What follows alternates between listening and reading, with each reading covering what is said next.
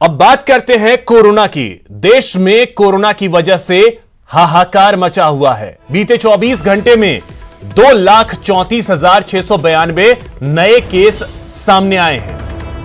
2,34,692 नए केस, जबकि बीते 24 घंटे में 1,341 लोगों की कोरोना की वजह से मौत हो गई।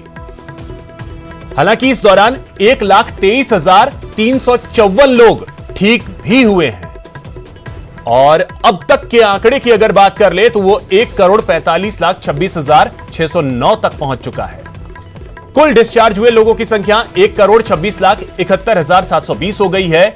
इस समय 16,79,740 एक्टिव केस हैं। कुल मौत का आंकड़ा 1,75,649 हो गया है। टीकाकरण की रफ्तार भी तेज है। 11,99,37,641 लोगों को कोरोना की वैक्सीन दी जा चुकी है। दिल्ली में वीकेंड कर्फ्यू का हाल कैसा रहा, बता रहे हैं हमारे सहयोगी शंकर आनंद। राजधानी दिल्ली में जिस तरह से लगातार कोरोना संक्रमण के मामले बढ़ते जा रहे हैं, लिहाजा इसी बात को ध्यान में रखते हुए 2 दिनों का वीकेंड कर्फ्यू जिस तरह से बाकायदा ऐलान किया गया था, उसमें आज पहली बार यानी कि आज शनिवार के दिन में आज वो पहला दिन है। और यहाँ पर अगर राजधानी दिल्ली की बात करें तो राजधानी दिल्ली में तमाम इलाकों में बैरिकेडिंग की जा रही है, लोगों से बाकायदा पूछताछ की जा रही है और किस तरह से बाकायदा बैरिकेड्स लगा करके लोगों की जांच पड़ताल की जा रही है, लोगों से पूछा जा रहा है और जिनके पास गाड़ी है, गाड़ी में जिसके पास स्टिकर्स हैं उनको जाने की इजाज़त दी जा रही है। और बहुत सारे ऐसे भी लोग हैं जो अपने घर से निकल चुके हैं तो उनको बाकायदा लौटाया जा रहा है। यहाँ पे देखा जा सकता है कि इस वक्त मैं डिफेंस कॉलोनी थाना इलाके में हूँ और यहाँ पर पुलिस की टीम यहाँ बैरिकेड्स लगाकर तमाम गाड़ियों से बाकायदा पूछताछ कर रहे हैं। जो भी लोग यहाँ से जा रहे हैं तो उनको रोक करके बाकायदा पूछताछ कर रहे हैं। तो एक तरह से कहा जा सकता है कोरोना संक्रमण के लगातार जो मामले जिस तरह से बढ़ रहे हैं, अगर मामलों की अगर बात करें तो कल तकरीबन 20,000 से ज़्यादा मामले जो राजधानी दिल्ली में देखने को मिले। पहली बार 141 से ज़्यादा लोगों की मौत हुई है एक दिन के अंदर, यानी कि 24 घंटे के अंदर में सबसे ज़्यादा मरने वाले लोगों की जो संख्या है वो दर्ज की गई 141, जो औपचारिक तौर पर जिसके बारे में ऐलान किया गया। लेकिन कहीं न कहीं लोग अभी भी सड़कों पर निकल रहे हैं। यहाँ पर सड़कों पर देखा जा सकता है काफ़ी संख्या में लोग निकल रहे हैं। तो लिहाजा ऐसे मामलों पर कोशिश करनी चाहिए कि जितना कम से कम घर से निकले और जिस तरह से बाकायदा कोरोना का मामला बढ़ता जा रहा है, इस मामले की गंभीरता को देखते हुए लोग भी इस मामले को गंभीरता से लें। वीडियो जर्नलिस्ट विपिन राय के साथ शंकर आनंद, न्यूज़ 18 दिल्ली। कुंभ को लेकर पीएम मोदी ने ट्वीट किया है। उन्होंने कहा है कि प्रतीकात्मक कुंभ रखा जाए इस बार। यह अपील किया उन्होंने स्वामी अवधेशानंद से उन्होंने बात की है। सभी संतों का उन्होंने हालचाल जाना है जो लोग पॉजिटिव हुए हैं। कुंभ में 2 शाही स्नान हो चुके हैं। पीएम मोदी ने ट्वीट कर लिखा है कि आचार्य महामंडलेश्वर पूज्य स्वामी अवधेशानंद गिरी जी से आज फोन पर बात की। सभी संतों के स्वास्थ्य का हाल जाना। सभी संतगण प्रशासन को हर प्रकार का सहयोग कर रहे हैं। मैंने इसके लिए संत जगत का आभार भी व्यक्त किया। मैंने प्रार्थना की है कि 2 शाही स्नान हो चुके हैं और अब कुंभ को कोरोना के संकट के चलते प्रतीकात्मक ही रखा जाए। इससे इस संकट से लड़ाई को एक ताकत मिलेगी।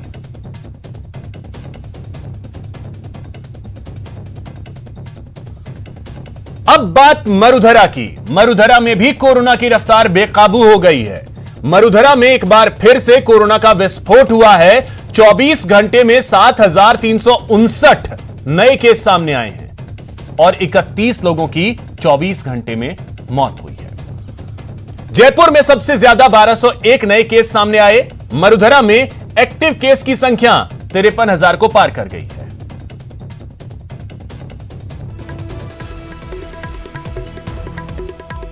तो लगातार कोरोना के मामले प्रदेश में भी बढ़ते जा रहे हैं। रफ्तार काफी तेज है कोरोना की। 7,300 से ज्यादा नए केस 24 घंटे के अंदर सामने आए। सबसे ज्यादा जयपुर में 1,201 नए मामले सामने आए।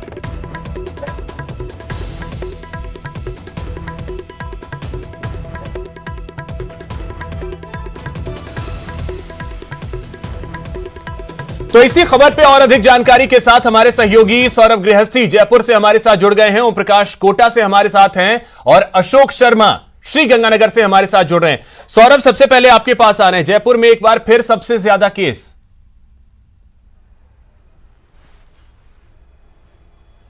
जी बिल्कुल, जयपुर जो है वो हॉटस्पॉट हो चुका है और लगातार मामले जो है वो सामने आ रहे हैं। यही कारण है कि अब इस बढ़ते संक्रमण को रोकने के लिए राज्य सरकार को कड़े कदम उठाने पड़े हैं और वीकेंड कर्फ्यू तक लागू करना पड़ा है।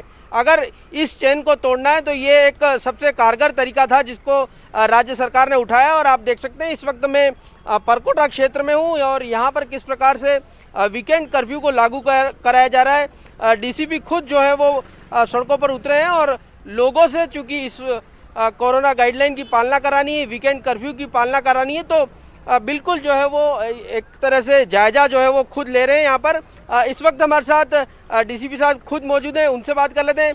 सर, किस प्रकार के इंतजाम किए गए? लोग खुद ही स्वतः मान रहे हैं या फिर आपको कोशिश करनी पड़ रही है? देखिए, जो वीकेंड लॉकडाउन है इसका काफ़ी असर आज देखने मिल रहा है। लोग लगभग 90% लोग खुद होकर पालना कर रहे हैं, जो सराहनीय है। और कुछ लोग हैं जो अनावश्यक कारणों से बाहर निकल रहे हैं, तो उनके विरुद्ध पुलिस लगातार सख्त कार्रवाई की जा रही है। आज इस सख्ती की पालना के लिए कई नाके पूरे शहर भर में लगाए गए हैं। जन जागरूकता के लिए आज फ्लैग मार्च भी 11 बजे प्रस्तावित है। इसी के साथ साथ हमारी धर्मगुरुओं से, व्यापार मंडल से, सीएलजी और शांति समिति के सदस्यों से लगातार बैठकें हुई है। लगातार मैसेज गाइडलाइन सरकार की पास करने के साथ उनसे हम अपील भी लगातार कर रहे हैं कि भाई आप इसकी पालना स्वयं भी करें और आगे भी करवाएं। सर, जिस प्रकार से आपने कहा कि 90% लोग मांग रहे हैं, लेकिन वो 10% कुछ लोग नहीं मान रहे और 10% के कारण ही ये कोरोना बढ़ता जा रहा है, तो किस प्रकार के बहाने जो है वो लोग बना रहे हैं और किस प्रकार की कार्रवाई की जा रही है? देखिए, इसमें जो एग्जेम्प्टेड कैटेगरीज है उसकी तो पहले स्क्रीनिंग की जा रही है। जैसे मेडिकल एड है, या मान लो किराने की दुकान है, दूध की दुकान है, सब्जी है, ट्रांसपोर्ट है, जो एक्टिविटीज़ एग्जेम्प्टेड है और उनसे रिलेटेड जो लोग हैं, एक तो पहले उनकी स्क्रीनिंग की जा रही है। उसके पश्चात फिर लोगों से बात की जा रही है। कोई कह रहा है रिश्तेदार से मिलना है, ये करना है, ये जो बहाने हैं इनके विरुद्ध। चलिए, बिल्कुल सौरभ, कुछ लोग जो हैं वो बहानेबाजी करके निकल रहे हैं, लेकिन प्रशासन उनके लिए बाहर बैठा हुआ है, ये कम से कम तस्वीरों को देख करके लग रहा है। ओम प्रकाश, कोटा की स्थिति भी ज्यादा भिन्न नहीं है जयपुर से। कोटा भी एक तरीके से हॉटस्पॉट ही बनता जा रहा है, यहां भी 600 650 केसेस सामने आ रहे हैं। वहां प्रशासन अब किस तरीके से सख्त हो रहा है इस वीकेंड कर्फ्यू पर?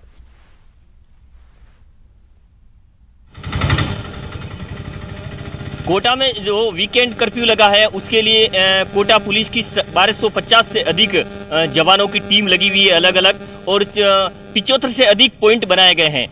इन सभी पॉइंट पे पुलिस के जवान मुस्तैदी से अपना कार्य कर रहे हैं और लगभग 1.5 दर्जन से अधिक जो एसएचओ है वो इस पूरी टीम के साथ जुड़े हुए हैं और आधा दर्जन से अधिक डीएसपी सहित एएसपी व एसपी पूरे कार्य के निर्देशन में लगे हुए हैं। ये हम अभी बजरंग नगर पुलिस चौकी के पास खड़े हैं, वहां का नजारा हम दिखाना चाहेंगे। यहाँ पुलिस के जवान आप देख सकते हैं किस प्रकार मुस्तैदी से जो आने जाने वाले लोगों से पूछताछ कर उनको यदि आवश्यक कार्य है उन्हीं लोगों को निकलने दिया जा रहा है। वैसे पुलिस की ओर से आवश्यक सेवाओं के जैसे मेडिकल हो, दूध, बिल्कुल ओम प्रकाश, तो यहां पर भी एक तरीके से सख्ती बरती जा रही है, ये तस्वीरें बता रही हैं।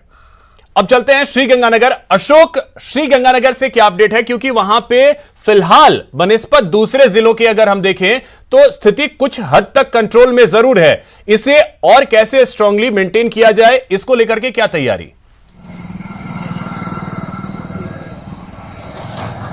देखिए अभिषेक, बेशक अभी श्री गंगानगर में प्रदेश के अन्य जिलों की भांति ज्यादा केसेस नहीं आ रहे हैं। अभी फिलहाल जो श्री गंगानगर जिले में बात करें तो कोरोना एक्टिव केसेस की संख्या केवल 532 है, लेकिन फिर भी प्रशासन पूरी तरह से एहतियात बरत रहा है। यदि हम बात करें कल से लागू हुए कोरोना की नई गाइडलाइन की, तो उसके तहत धार्मिक प्रतिष्ठानों को पूरी तरह से बंद कर दिया गया है। साथ ही सार्वजनिक परिवहन व्यवस्थाओं को भी 50% यात्री भार के साथ ही अलाउ किया गया है। वीकेंड कर्फ्यू की हम बात करें तो श्री गंगानगर जिले में वीकेंड कर्फ्यू पूरी तरह से प्रभावी और व्यापक दिखाई दे रहा है। अभी हम इस समय आपको श्री गंगानगर के दुर्गा मार्केट का नजारा दिखाते हैं, जहां पूरी तरह से बंद है। पुलिस और पेट्रोलिंग टीम लगातार फील्ड में तैनात है ताकि अनावश्यक घूम रहे लोगों पर कड़ी निगाह रखी जा सके। इसके अलावा मैं आपको सबसे खास नजारा जो दिखाना चाहूंगा, चूंकि नवरात्रे चल रहे हैं अभिषेक, और नवरात्रे के आज 5वें दिन माता स्कंद माता का पूजन हो रहा है, लेकिन नई गाइडलाइन के तहत कल से ही धार्मिक प्रतिष्ठानों को पूरी तरह से बंद कर दिया गया है। अब आप ये दुर्गा मंदिर का नजारा देखिए कि अल सुबह से श्रद्धालु आ रहे हैं, बाहर से ही माता रानी को प्रणाम कर रहे हैं और यहां से वापस लौट रहे हैं। पूरे के पूरे प्रतिष्ठान को बंद कर दिया गया है ताकि बाहर से ही श्रद्धालु अपने माता रानी का दर्शन कर सके और यहां से वापस लौट सके। इसके अलावा जो वीकेंड की बात करी जाए तो अभिषेक पूरा का पूरा मार्केट लगभग 80% मार्केट बंद है। केवल अति आवश्यक सेवाओं को छोड़ दिया जाए तो इसके अलावा सभी व्यावसायिक गतिविधियां पूरी तरह से बंद है। उस चेन को तोड़ने की कोशिश है और इसमें उम्मीद यही की जानी चाहिए कि प्रदेश को सफलता मिलेगी। फिलहाल बहुत शुक्रिया अशोक, सौरभ और ओम प्रकाश आपका तमाम जानकारी के लिए।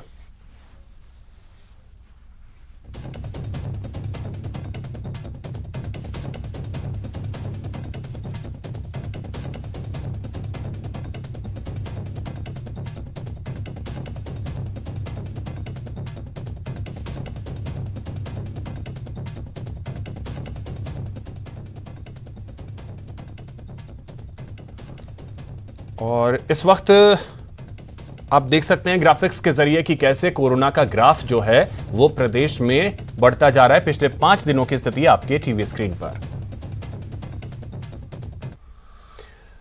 दौसा में कोरोना संक्रमण के बढ़ते मामलों को देखते हुए वीकेंड कर्फ्यू की शुरुआत हो चुकी है। इसके तहत अलग अलग इलाकों में पुलिस बैरिकेडिंग लगाकर गाड़ियों की चेकिंग कर रही है। खास बात यह कि संक्रमण की चेन को तोड़ने के लिए बढ़ाई गई सख्ती में पब्लिक पूरा सहयोग भी कर रही है। अधिक जानकारी दे रहे हैं हमारे सहयोगी आशीष शर्मा।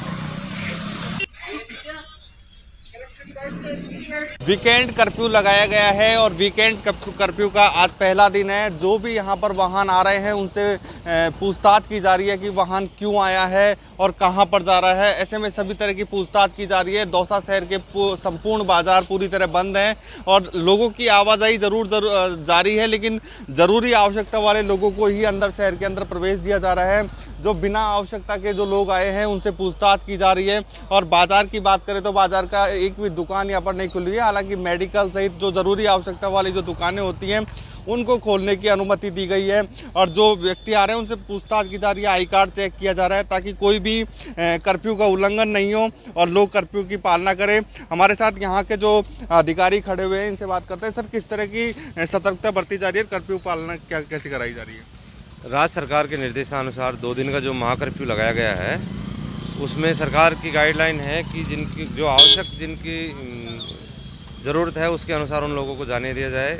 गवर्नमेंट एम्प्लॉइज़ है, जिनका ऑफिस है, बैंक कर्मी है या हॉस्पिटल कर्मी, उनको जाने दिया जाए और बीमार लोगों को भी। तो हम यहाँ लोगों को देख करके चेक कर रहे हैं, उनके आई कार्ड चेक करके उनको भेज रहे हैं और अनावश्यक लोग जो आ रहे हैं उनको कर्फ्यू का पालन करने का निर्देश दे करके वापस लौटाया जा रहा है। बिल्कुल, पूरी तरह कोशिश एक ही है कि कम से कम लोग बाहर निकले, क्योंकि जो कोरोना वायरस की दूसरी लहर है इसका संक्रमण रोका जा सके। यही एक उद्देश्य है सरकार का और प्रशासन का। ऐसे में न्यूज़ 18 भी आप लोगों से अपील करता है कि जरूरी काम हो तो ही घर से बाहर निकले, वरना कर्फ्यू का पालन करें और बिना काम घर से बाहर नहीं निकले तो मास्क जरूर लगाएं। आशीष शर्मा, न्यूज़ 18 दौसा। वहीं झुंझुनू में लगातार बढ़ रहे कोरोना पॉजिटिव मामले की वजह से हड़कंप मचा हुआ है, लेकिन राहत की बात यह है कि हर स्थिति से निपटने के लिए चिकित्सा विभाग तैयार है। झुंझुनू के सबसे बड़े अस्पताल बीडीके में कोरोना के बढ़ते मामलों को लेकर तैयारियां पूरी कर ली गई हैं। हमारे सहयोगी इम्तियाज भाटी ने बीडीके अस्पताल के डॉक्टर वीडी वाजिया से खास बात की। खराब हो रहे हैं। पिछले 3 दिन के अंदर 160 के करीब रोगी आ चुके हैं और झुंझुनू का सबसे बड़ा अस्पताल बीडीके अस्पताल इसके लिए पूरी तरह तैयार है। पीएमओ बीडी बाजिया हमारे साथ है। सर, ये बताइए कि किस प्रकार की आपने तैयारियां की है? लगातार झुंझुनू में कोविड के पेशेंट या कोविड के पॉजिटिव बढ़ते जा रहे हैं, क्योंकि पिछले गत वर्ष भी हमारा BDK hospital dedicated Covid hospital था। हमारी तैयारियां पहले से ही पूरी तरह से बनी हुई थी। जैसे नॉन कोविड पेशेंट आने के बाद में हमने कुछ वार्ड्स जो बेड्स थे जो कोविड के लिए लिए हुए थे उनको कम कर दिया था। इसलिए हमारे जो कोविड के डेडिकेटेड कोविड हॉस्पिटल के जो बेड्स हैं वो हमारे 40 हैं, जिसमें 4 आईसीयू बेड्स भी शामिल हैं और हर बेड के ऊपर सेंट्रल सिस्टम से सक्शन है और ऑक्सीजन लगी हुई है। तो फिलहाल इतना ही। नमस्कार।